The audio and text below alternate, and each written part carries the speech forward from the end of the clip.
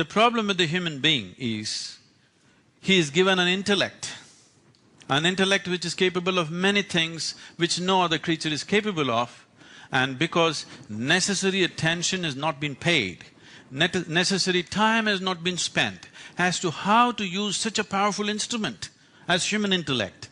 Now, this has become a major problem for human beings. People are coming to me, this is everywhere in the world, Sadhguru, how to be peaceful? They think being peaceful is the highest goal in their life right now. Even the so-called spiritual people are going about talking as if being peaceful is the highest goal in your life. If you wanted to enjoy your lunch, you must be reasonably peaceful, otherwise you cannot even enjoy your lunch. Is that so? Is that so? So peace is not the Z of life, it's the A of life, it's the beginning. If you want to do anything sensibly, you got to be peaceful and joyful, otherwise how else do you do it? There is substantial medical and scientific evidence today to show you your body and your mind functions at its best only when you're in a certain state of peacefulness and joyfulness within you. It cannot be disputed anymore because there is substantial medical evidence to do this. Now, Samskriti means to bring a state of equanimity. If this becomes equanimous, suppose you're riding a bicycle, only if you're in perfect balance of your riding, you will look around, you will enjoy life around, you'll want to do something. You're struggling with your balance, are you going to do anything other than just managing to sit on the seat? You are not going to do anything. So equanimity brings you to ease. Ease allows you the adventure of being exuberant with life. Exuberance brings well-being. Exuberance of the body, exuberance of the intellect, exuberance of the life energies brings you to the well-being of life. Or in other words, Samskriti means to do life right, the way it works. Doing something right means doing it the way it works, isn't it? And it's very important.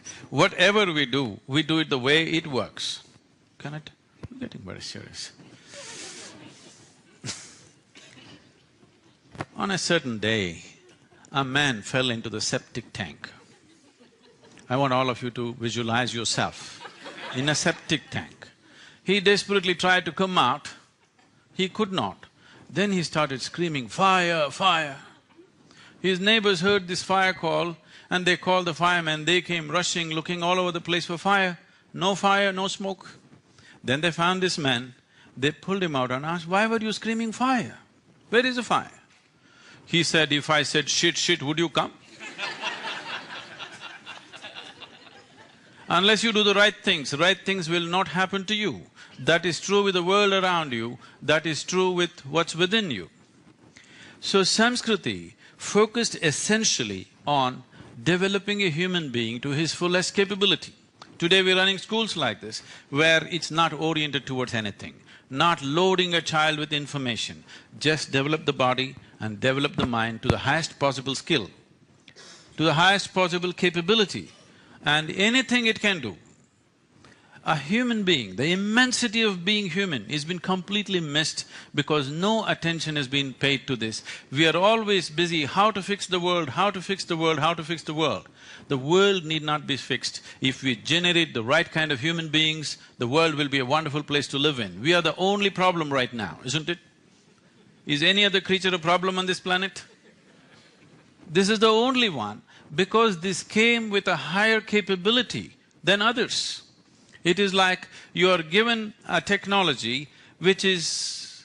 you're not willing to… you're still in hammer and anvil technology, that level of involvement, but you have a very high tech on your hands, you are going to be a disaster. This is what humanity is becoming slowly because the whole orientation is about how to make the world. No, you don't bother about the world. You learn how to make individual human beings into great human beings, the world will be a great place to live. So Samskriti just means this, to bring this equanimity which translates into a natural exuberance and well-being of life, because only one who is at complete ease with life, he will adventure into anything that's available. One who is not with ease with life will naturally put limitations upon himself and do only what is safe to do and nothing more. Yes? If you can ride your bicycle hands-free, that is when you would adventure some more tricks, isn't it? If you can barely balance, are you going to try something beautiful? No, you'll just… if you reach from point A to point B, that's an adventure by itself.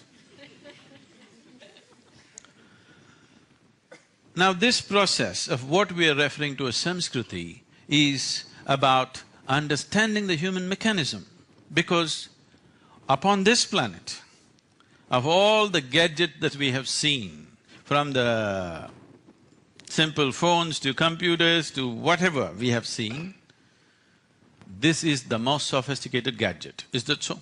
Do you agree with me at least? Even if it's not been put to use, do you agree that this is the most sophisticated gadget upon the planet? This is the gadget. Right now, so much attention on the iPhone, the eye has been forgotten completely. Because it's out of this gadget, every other gadget fell out. And this gadget is capable of producing another million gadgets if you allow it to, if you explore it in the right context.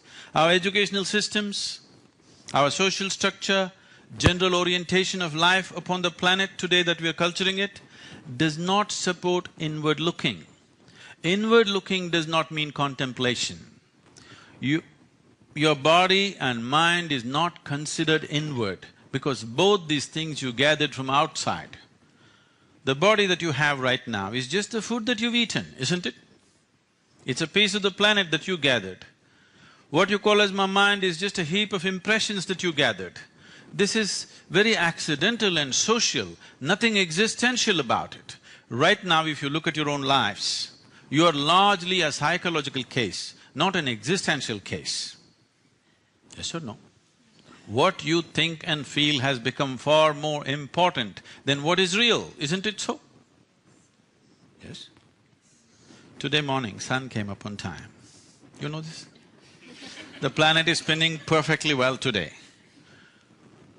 The whole universe is going great. Everything in the cosmos, these billions of galaxies are all going perfectly well today. But you have one nasty thought crawling through your head and it's a bad day, isn't it? You lost perspective as to who you are. You have completely lost perspective as to who you are, because in this vast cosmic space, this solar system is a speck. In that planet Earth is a super speck. In that Boston is a micro super speck. In that you are a big man. That's the whole problem. Completely lost perspective of who you are.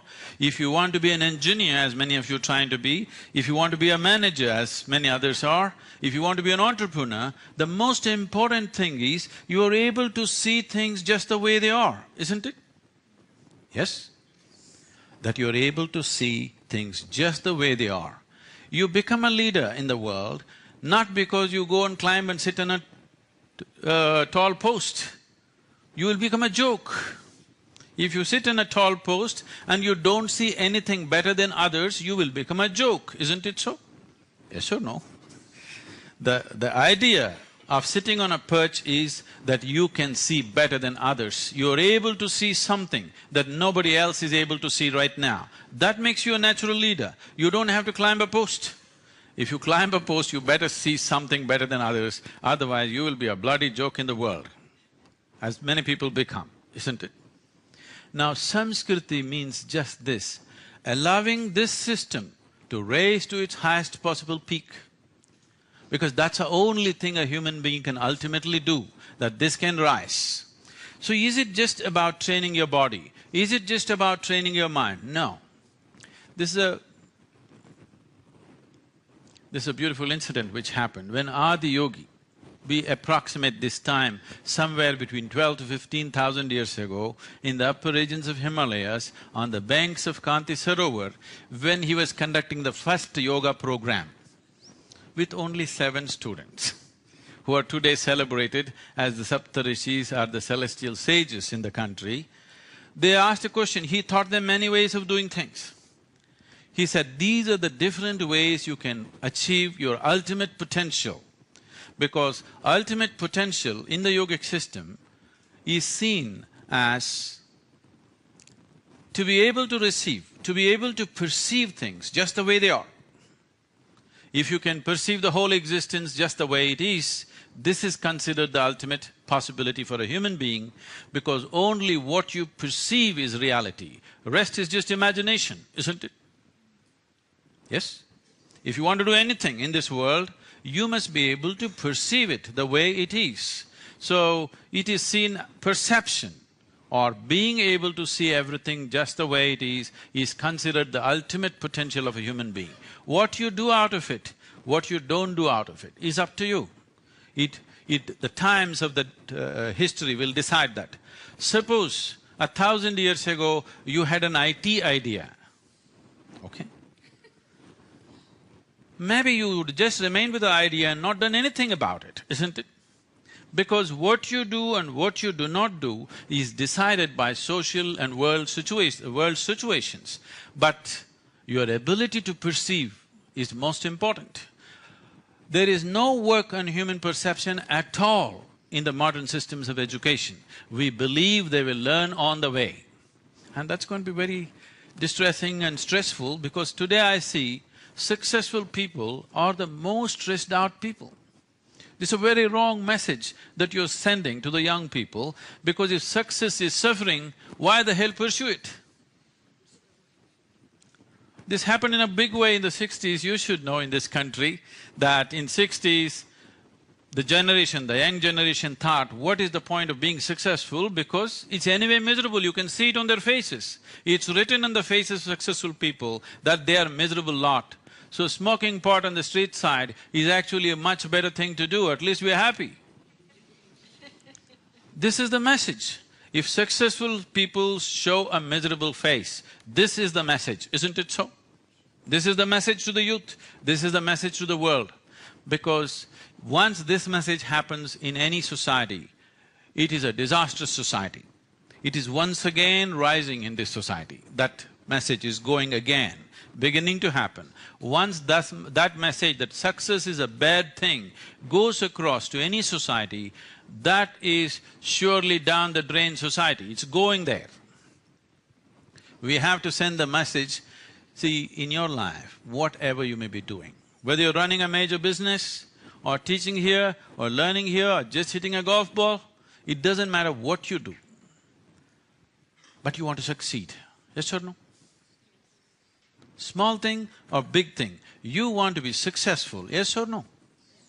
Not being successful is the most distressing thing.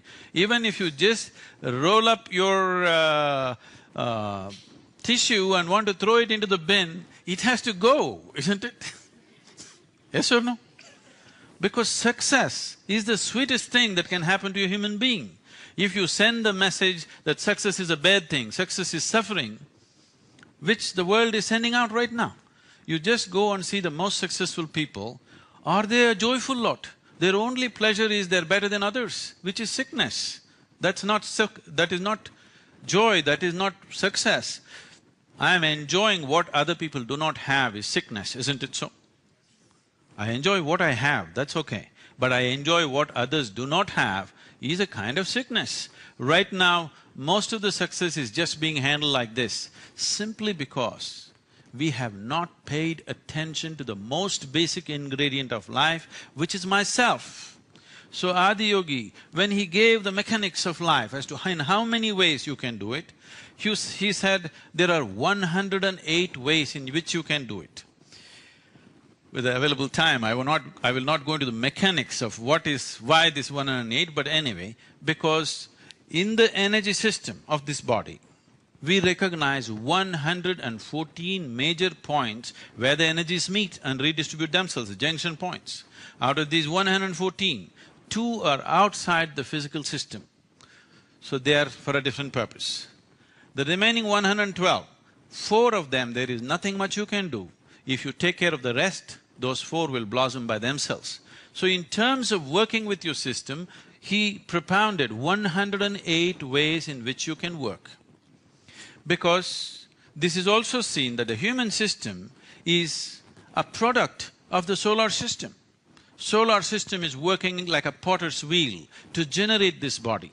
So they asked, aren't there other ways to do it? So Adiyogi said, unless some dramatic changes happen in the solar system, the human system will not be capable of evolving further. You can learn to use it better and better, but it will not evolve further. It's very uncanny. In the last few years, the neuroscientists in the world are speaking the same language what he spoke 12 to 15,000 years ago.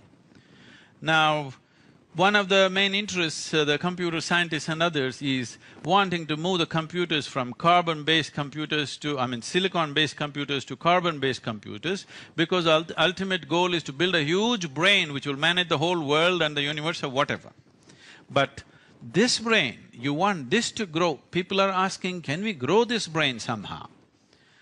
So neuroscientists have come out with this. As you sit here in a restful state, 20% of your energy consumption is in your brain, though it's such a small part of your body. It's a high energy consuming part of your body. If you increase the size of the neuron, the amount of energy that it'll consume will not be sustainable. If you increase the number of neurons and pack them in, then the clarity will go away. So they are saying because of the physical loss, not because of neurological principles, because of the physical loss, further evolution of human brain is not possible.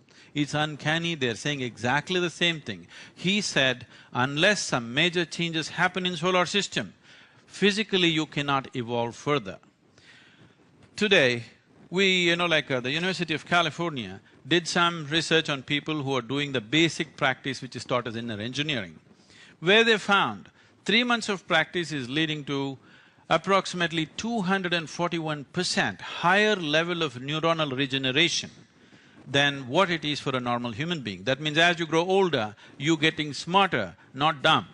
Generally, it is believed after 30-35, your intelligence and your neuronal regeneration is going down, but it's actually going up. What this means is not that producing more neurons simply means you're replacing the dead ones quickly. That means you're always current with your intelligence. Now, this possibility, he looked at it and he said, but there is another way. Instead of trying to develop the system, there is another intelligence of a different dimension. But you can make yourself capable of accessing that if you maintain the equanimity in your body, in your mind, in your emotion, in your energies. If you maintain an exuberant sense of balance within yourself. If you're balanced and you're dead, you're peaceful and dead, then it's no good.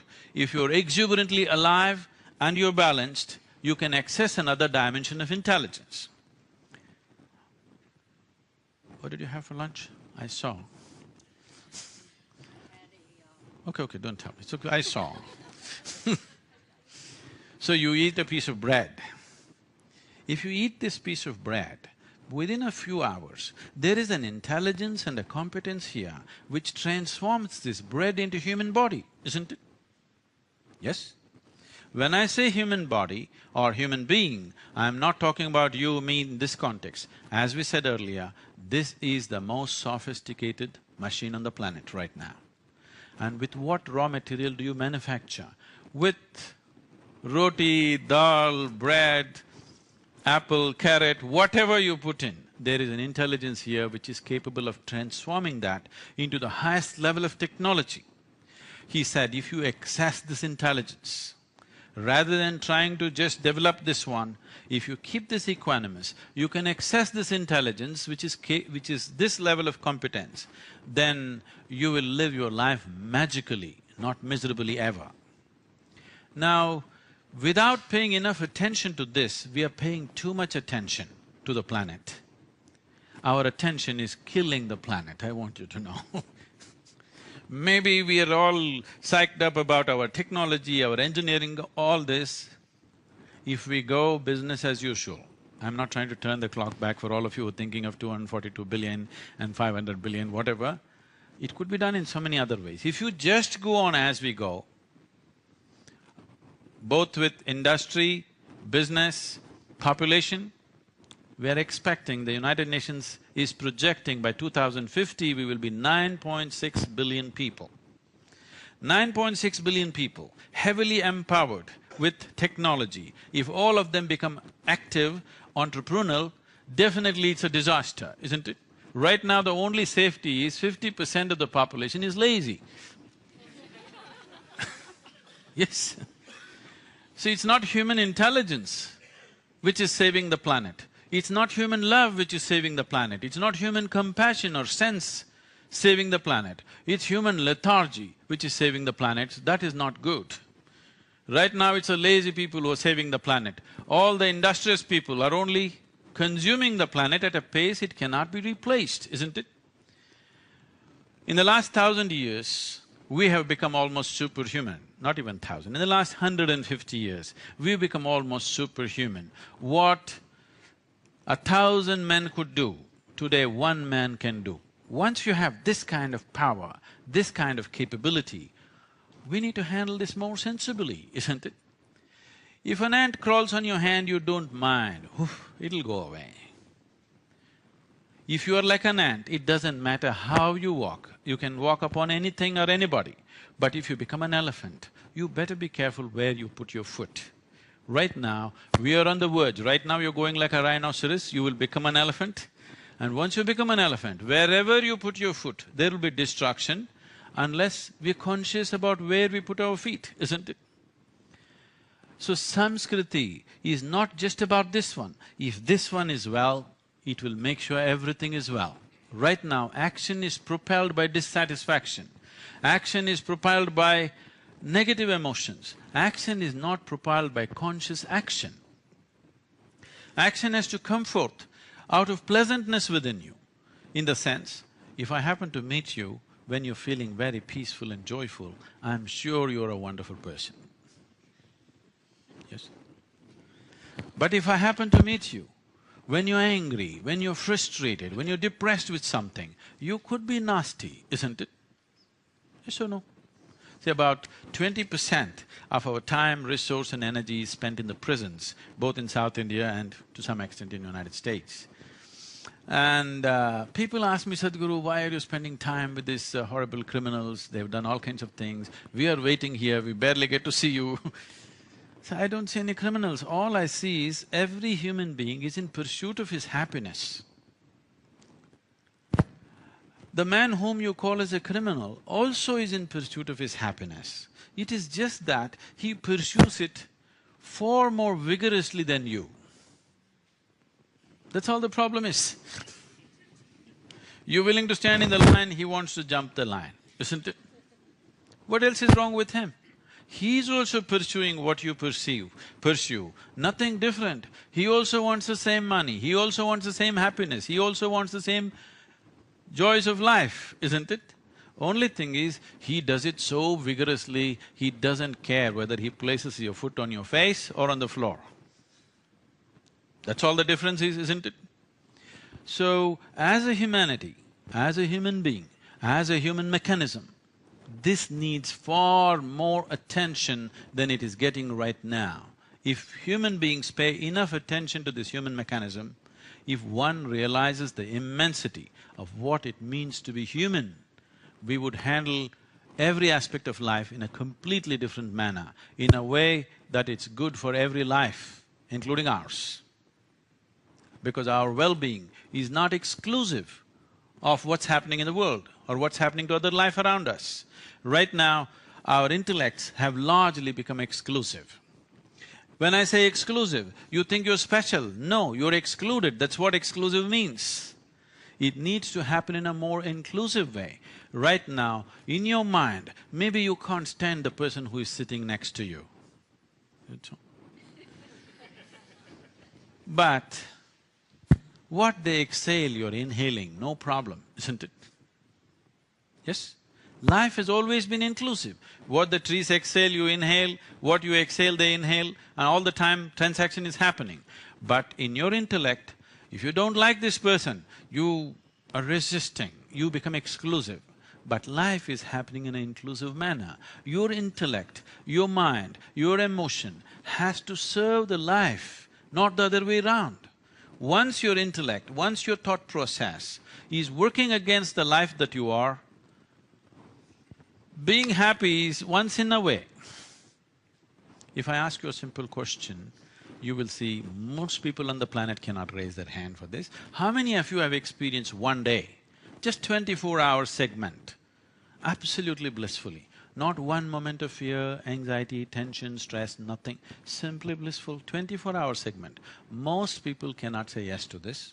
See, if one day has not gone the way you want it, that is understandable. If not even one day in your life has happened the way you want it, completely wrong, isn't it? I'm supposed to open up for questions. Please, any kind of question. Yes, please. Sadhguru, you started talking about the Indian culture. Then you talked mainly about Sanskriti. So what is this Indian culture? And is this Indian culture under threat, or is it thriving, prospering, and making a better world? Or is it losing to the bad world? I did not talk about Indian culture, I said Samskriti. I know today the word Samskriti has been translated as culture. Essentially, Samskriti means the science of developing the human mechanism to its fullest capability. That was our culture. So we produced some of the greatest minds on the planet when the rest of the world has not even thought about anything fundamental. When people were just fighting for survival, we came up with mathematics, music, astronomy, things that have been done in the past, which most Indians are unfortunately ignorant of, is too phenomenal to be ignored. But because we've been under occupation for almost 1,000 years, we produce musicians, mathematicians, astronomers, all kinds of people. So, we got so involved in intellectual pursuit, we didn't have fighting men. So when a few hordes of people came from outside, actually the initial people who came, they came as bandits. But when they saw it was such an easy run, they became conquerors.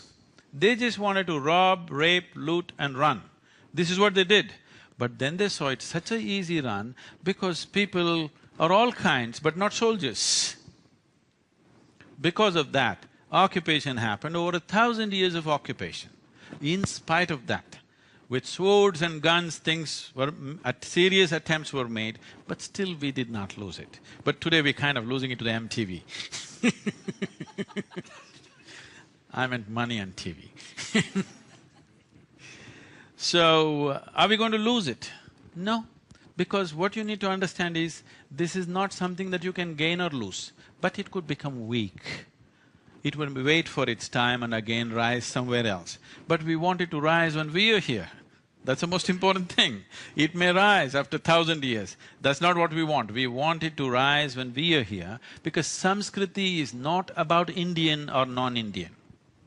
Samskriti is about the human nature. Samskriti is not… I'm refusing to use the word culture because it's not limited to a national or geographical identity. Samskriti is about how to do it right within yourself, how to do this life right. This is not relevant to any particular country or particular culture, this is relevant to everybody. In every culture, they have tried to… every human being is always trying to find some way how to do it right. Aren't you constantly battling how to do your marriage right, your profession right, your business right? Aren't you constantly looking at it? It is just that in this culture, they assimilated these things not by looking at the existing situations, but by observing the human mechanism, what it can do, what it cannot do, what is the way to handle this.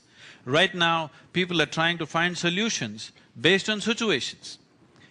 I had a very funny interaction with a marriage counselor recently, I'll not go into the detail, but he's been counseling people and he came to me and all the mess that he's caused in all these years, he confessed with me and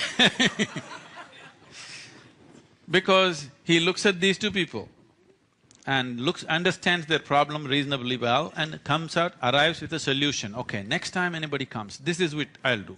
Now these two people will come. It's a unique problem, isn't it? Yes, your marriage is a unique problem, isn't it so? Is it a common problem? No, it's a unique problem. Nobody else creates the problems like you do. They create it in some other way. So now he applies this solution to those people and sees a disaster evolving, and he arrives at a different conclusion and takes this new solution to another people, a series of disasters. We are doing this not just with marriage, we are doing it in the marketplace, we're doing it with the world, we're doing it with our children, we're doing it in every sphere of life, isn't it? We said, this is it today. After 10 years, we said, that was perfectly wrong, this is it, now we know it. So they did not evolve like this. They looked at the human mechanism, what has to happen within this for this to function at its best? If this is functioning at its best, everything that it does will naturally be okay. See, right now, you have a car. You want to go to New York. How to fix the car to go to New York? No, you have the car fixed so that it works. You can drive it wherever the hell you want, isn't it? Isn't that the way to handle any mechanism? This human mechanism needs to be fixed that way. You fix it in such a way, we don't know what life will throw at us. Maybe life will make you an academic, maybe life will make you a businessman, maybe life will make you just a married man. Oh, sometimes it can become a full-time business. Whatever, life may throw things at you. The important thing is how to be, isn't it? How to manage this one. So, we evolved a whole science and technology. As there is a science and technology to create external situations, there is a whole science and technology to create inner situations. Today, these things, simple things are looking so complex. For many of you who've grown up in traditional Indian families and moved to the West, it confounds you how such simple things are such a big problem. Childhood is a problem because you're small. Adolescence is a problem because you have hormones, or your hormones got your intelligence got hijacked by your hormones. Middle age is a problem because hormones are going down. Old age is a serious problem because hormone replacement is not happening the way it should. I'm saying every stage of life is becoming a problem for a human being. In all this, to produce something on the outside, the tension, when you yourself are such a big issue, how will you handle outside issues? It is taking such a toll. People are being successful, but they're suffering their success. That's not fair. Because to move from a place of a zero place to move to a successful place, you have sacrificed and done many things, isn't it? Yes or no? So many things are done. Right now, the boys should be out having fun, but they're sitting in a university and studying things that are not interesting for them. Because they believe if they acquire this knowledge, tomorrow they will be successful and their life will be wonderful. They will be successful, life will be wonderful, that does not depend on what you acquired. Life will be wonderful or not will be determined by what happens within you, isn't it? That knowledge is not there means acquiring, which can be easily done. You know, I was in a medical conference. I'm not a qualified doctor, I'm not qualified for anything. My father, being a physician, was so worried. He's not qualified for anything. What will he do? What will he do? I told him, see, if I become something, if I become a doctor, engineer, I can do only that. If I'm not qualified for anything, I can do anything I want. So I go stand in a medical conference and I'm talking to them about something and I'm using all medical terminology. They said, this is not possible. How is it? You must be a doctor. I said, no. Then where are you getting all this information? Well, I'm stealing it from you, you're sitting right here. You studied all those books, I will steal it from you, what's the problem? Because knowledge must be stolen, isn't it? Now, I don't like the intellectual property nonsense, because knowledge must be stolen, you must throw it out. You shouldn't even wait for it to be stolen. It must be thrown out, it shouldn't be walled in. That's what the whole IT, information technology means, to disseminate knowledge without any hurdles. And right now, just see what a hurdle each human being has become within himself, that nothing enters him, nothing leaves him. It's a very constipated consciousness. This needs to change. If you want to see a great world, don't try to work for a great world. We have to work towards great human beings. If great human beings happen, great world is a consequence, isn't it? but we are trying to do it the other way around. So bringing it back into our education systems, bringing it back into universities is very, very important. Our children, it doesn't matter which part of the world they come from, because the national boundaries will become meaningless over a period of time. It is very important the next generation of people come equipped with the capability of being wonderful human beings, that they are not successful and constipated. Very important, isn't it? So it's the technologies of well-being, not a culture. I'm trying to get you off the culture word because it's a bad culture. Please. One final question. The world seems to be obsessed with material development, not really… I'm sorry, little closer. Yeah, the world is obsessed with material development, not really spiritual one. The success of individual is measured by salary level. The success of countries is measured by their GDP level. So, moving forward in the long term, do you believe that more countries will shift to measuring success by, let's say, happiness index, similar to Bhutan? Or do you think that that focus on material success will prevail? No. The world is neither interested in materialism nor spirituality. People are only interested in well-being, isn't it? They want to live their life well. If you tell them, only if you have $1 billion you will live well, everybody will go for that. If you tell them the only way to live well is after you go to heaven, everybody will shoot for that, okay? Or if you tell them, if you do certain things with yourself, you could live well, they'll go for that. So culturally we can create orientations, but you need to understand nobody is interested in either money or marketplace or God or heaven. I want you to understand this. They are only seeing it as a means to live well, isn't it? If you have this much money, you can live well. Or if you go to heaven, you can live well. These are different concepts being thrown around, but essentially people want to live well. What does living well mean? When do you feel well? When you're joyful, when you're pleasant within yourself, you feel well. If your body becomes pleasant, we call this health. If it becomes very pleasant, we call it pleasure. If your mind becomes pleasant, we call this peace. If it becomes very pleasant, we call it joy. If your emotions become pleasant, we call this love. If it becomes very pleasant, we call it compassion. If your very life energies become pleasant, we call this blissfulness. If it becomes very pleasant, we call it ecstasy. If your surroundings become pleasant, we call it success. This is what you're looking for. No, I'm not interested in all this, I want to go to heaven. Why? Because the marketing department from heaven has always been telling you it's a very pleasant place.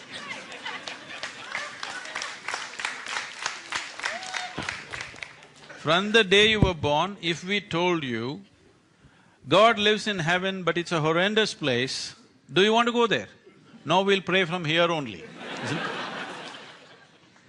So all that you're looking for, every human being, what you're looking for is pleasantness inside, pleasantness around you, isn't it? So, today we understand that unless you have this much market access, you cannot create pleasantness around you. Many people are traveling to United States from every part of the world because people believe surroundings are pleasant. Internally, I'm okay, I'm Indian, anyway I'm peaceful. Let me go to America.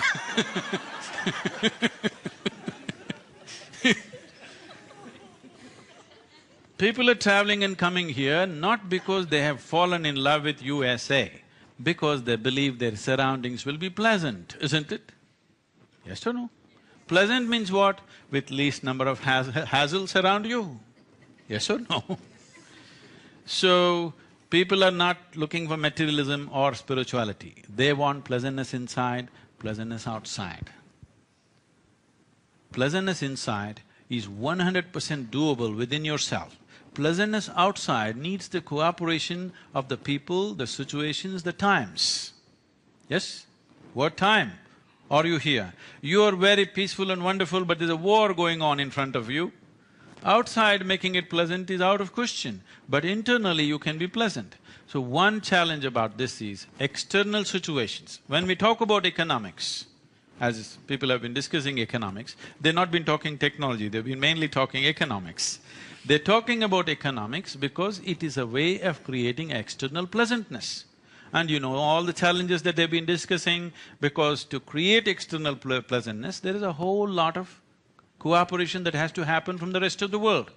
But to create inner pleasantness, you don't need anybody's cooperation, you just need some sense within yourself. If you have a working head, you'll create pleasantness for yourself, you will not create unpleasantness for yourself. It happened like this. On a certain day, a lady went to sleep. In her sleep, she had a dream. In her dream, she saw a hunk of a man staring at her. And then he started coming closer and closer and closer. He came so close she could even feel his breath. She trembled, not in fear. And then she asked, "What will you do to me?" The man said, "Well, lady, it's your dream." What's happening in your mind is your bloody dream. Now, right now the problem is not that life is not happening the way you want it, marketplace is not happening the way you want it, the world is not happening the way you want it. Even your dream is not happening the way you want it. At least that we must fix. That's easy to fix, isn't it? Fixing the world, fixing the marketplace, fixing outside situations takes much more effort. At least your dream should happen the way you want it. If you're right now having a pleasant dream, is it nice for you? Yes? This you can fix immediately, isn't it? Outside takes time and effort and cooperation. Thank you very much. The quality of your relationship largely decides the quality of your life. Is it so? The quality of relationships that you hold in your life largely decides the very quality of life that you live. Good deal or bad deal is not the point.